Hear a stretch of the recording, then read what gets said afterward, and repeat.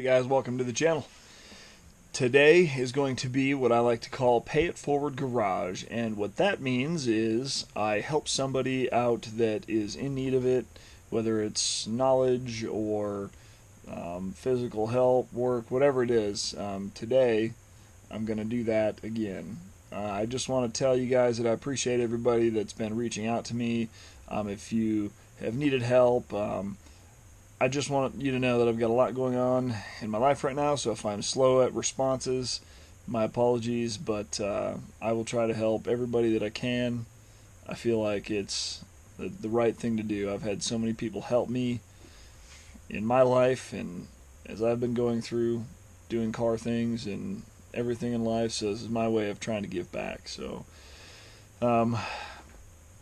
but yeah, I've got a lot going on, so my apologies if I'm a little slow, if I don't have a lot of time. I try to make as much time as I can, so if you or somebody you know is in need of some help and you feel like there's something I can do for you, I will leave my contact info in the description below.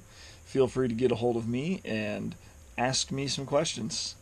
Let's get to it. This episode is not going to be in my garage because this is some help that requires nothing from the garage.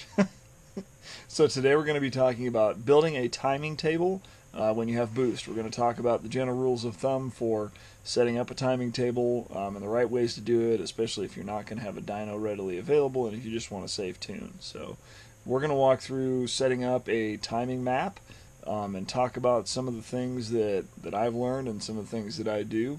And if you guys have questions, please leave them in the comments below and I'll do my best to answer them. So we are going to be using Tuner Studio, and we are going to use my tune for my car. So we're going to go to ignition settings and go to ignition table. So this is a table that I've been working on for my new build, and if you've been following the build that I've got, you know that things changed a little bit, so the timing has to change also. Alright guys, so I'm going to give a shout out to this particular person I've been helping, Cashcraft87. So he got a hold of me on Instagram, and he's been asking me some questions. So I'm gonna put his question up here. I feel like it's a very common question that people go through. So he is having some issues with his tune, and he is running about 18 psi, and said there was some chatter, probably some pinging, some stuff going on. So here's the general rule of thumb, guys. For every 1 pound of boost, you should take away 1 degree of timing. So we're going to talk a little bit about this ignition table and how it applies. So this is on a speed density setup.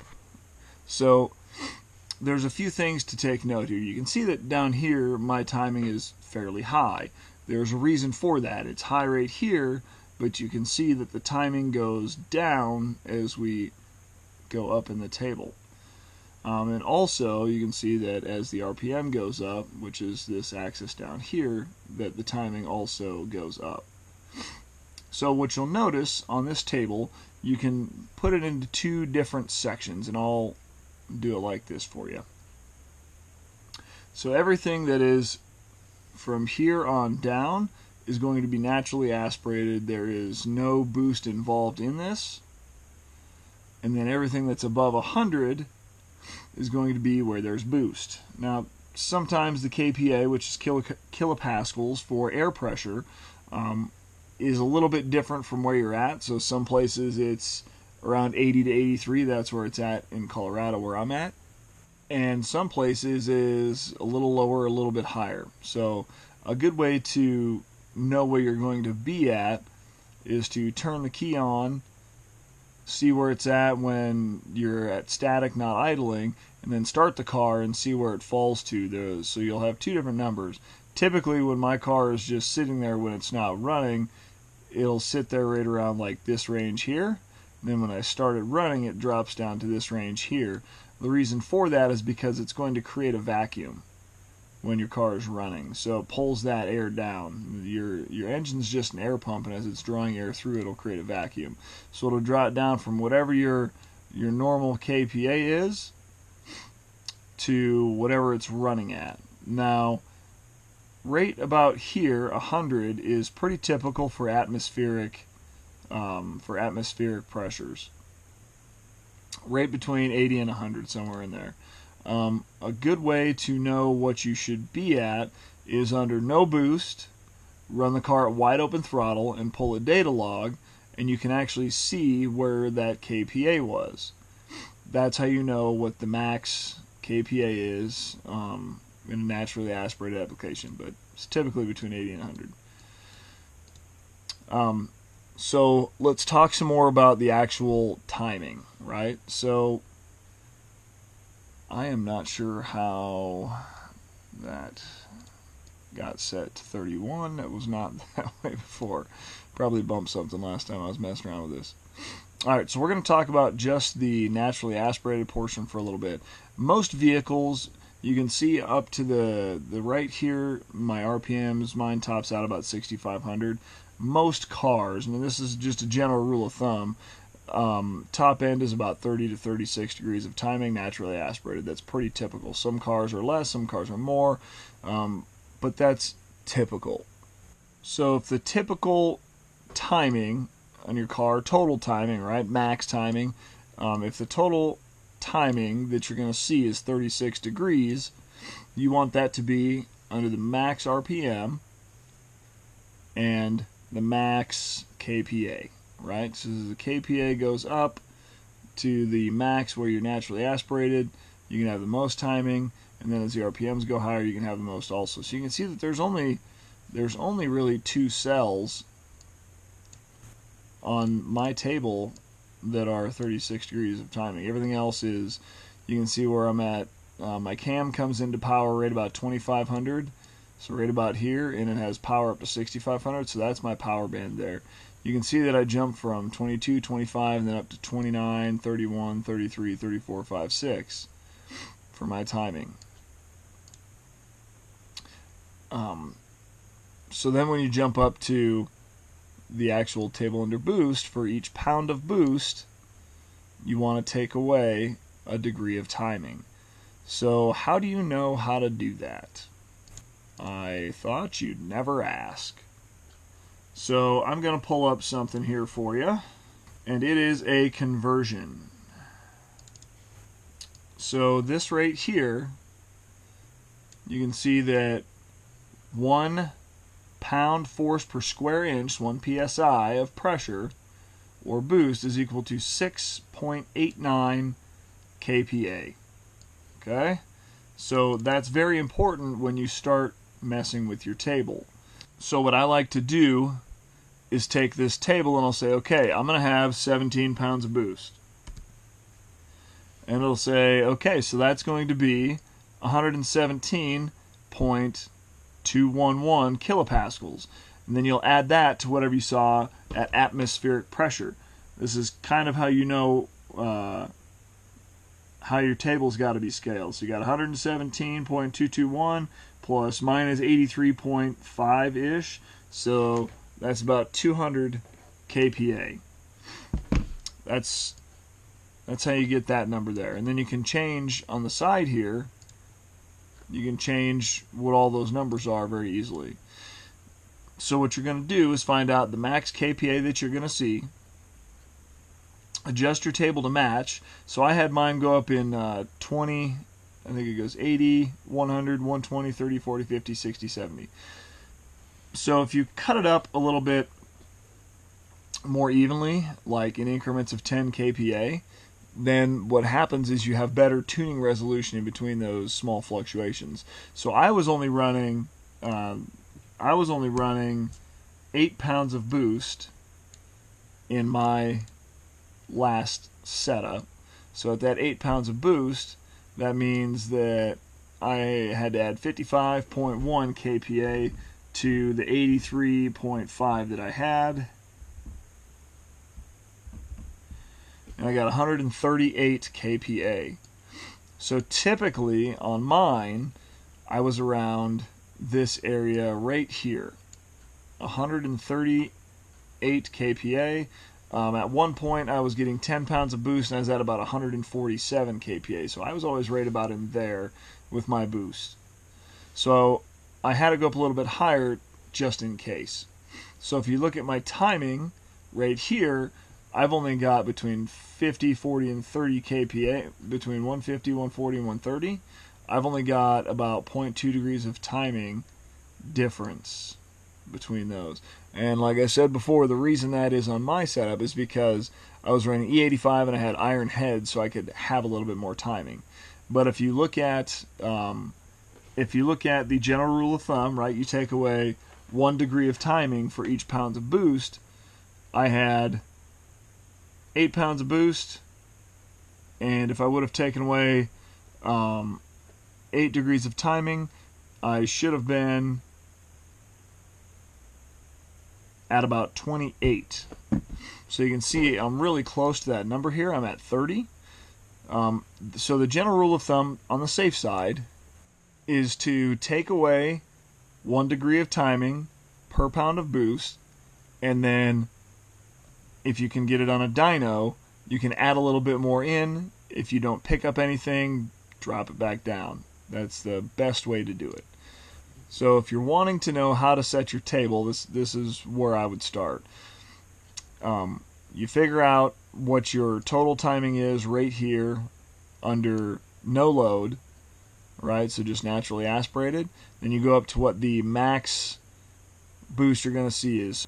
You can see that at 12 pounds of boost, I'm right at about 166.2 kPa. So that means that my table would be right between those two. My number that I would be, or the table values I'd be using right there. So if I use that standard 1 pound or 1 degree of timing per pound of boost, I would look here and I would say, okay, I've got 36 degrees of timing there. I would take 12 away from that, so I'd put 24 up here where I've got 24, and then you start scaling that down. So about each PSI, or each PSI that you go down, you would add a degree of timing in. So like this one would be 24, and then here it'd be about 26, because we're going by 10 kPa instead of 1 PSI of boost. So this one would be about 26. And the next one down would be about 27.5.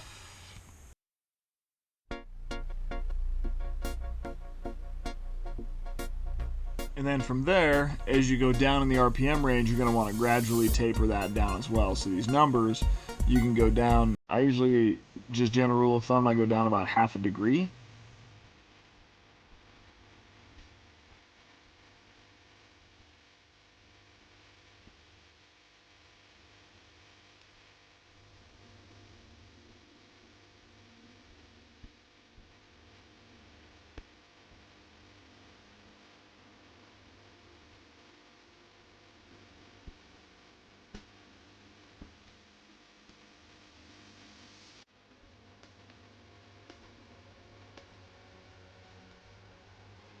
So hopefully that helps you kind of see what I did there. And I'm going to go File, Save Tune As.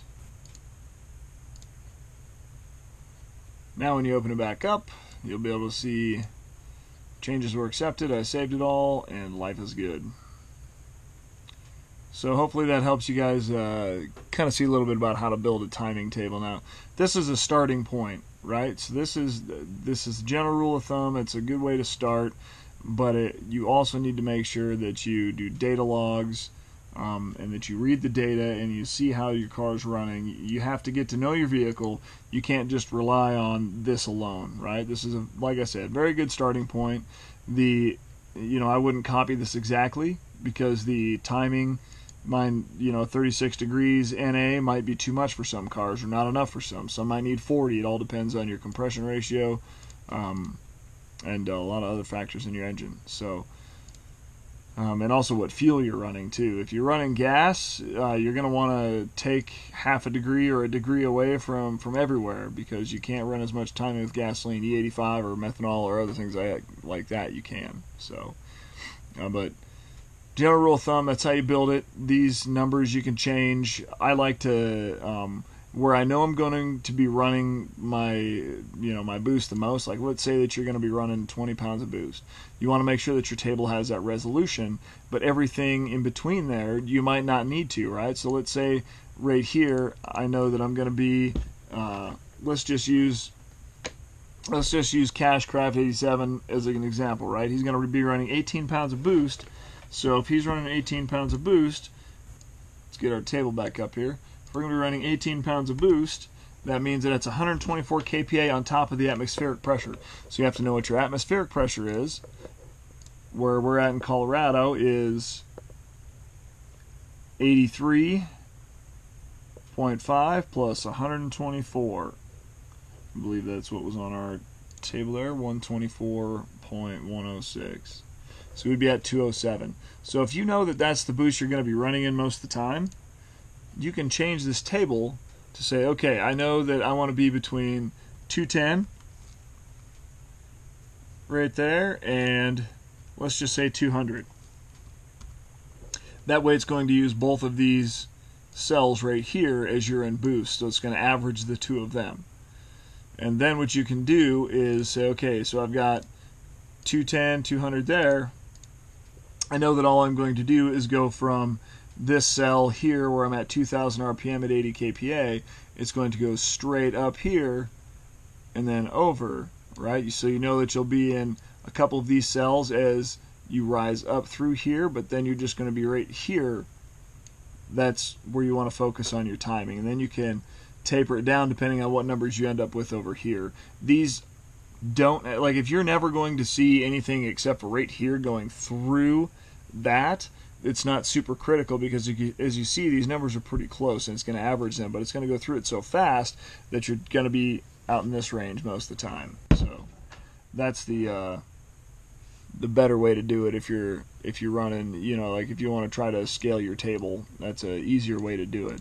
But you have to make sure that you get these timing numbers right, and then you adjust for whatever your KPA over here is, right? So like if you got 210, 200, jumping from 150 to 200, all it's going to do is average these two cells all the way through there. But if you're only there for a split second, it's not a big deal.